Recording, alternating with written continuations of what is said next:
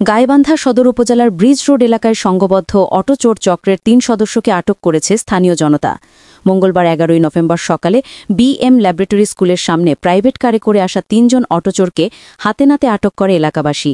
এ সময় ঘটনাস্থলে উত্তেজনা সৃষ্টি হলে স্থানীয়রা দ্রুত পুলিশে খবর দেন।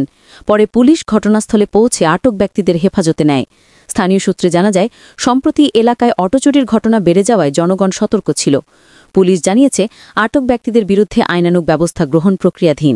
প্রাইভেট কারে এসে আমরা এটা নিয়ে কাজ করতেছি, আমাদের অফিসার এটা নিয়ে ডেডিকেটলি কাজ করতে লম্বা সময় ধরে আমরাও রিসিভ করতে পারছি না। হাতে নাতে ধরা হয়েছে, লোকগুলো সন্দিগ্ধ ধরা হয়েছে। তো আমরা নিয়ে গেলাম, গাড়ি সহ নিয়ে গেলাম। দুজন নাম কি, নামটাও আমরা এখন সঙ্গে কতজন ছিল জিজ্ঞাসাবাদ করতে পারি নাই। কতজন ছিল জনতার কাছ থেকে আমরা গাড়ি সহ নিয়ে গেলাম। পরবর্তীতে থানায় জিজ্ঞাসাবাদ করা হয়, পরবর্তী আইন ব্যবস্থা নেওয়া হবে। কতজন ছিল? দুজন দেখা পাওয়া গেছে, তিনজন পাওয়া গেছে। দুজন সামনে ড্রাইভার ছিল। প্রাইভেট কারটা ওনাদের না, খুব সম্ভবত এখনো এইভাবে বলা যাবে না, কারণ আমরা এখন প্রাইভেট কারটা ওনাদের হতে পারে সংঘবদ্ধ চোর চক্র।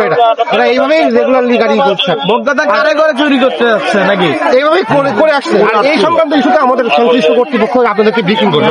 ধন্যবাদ সবাই।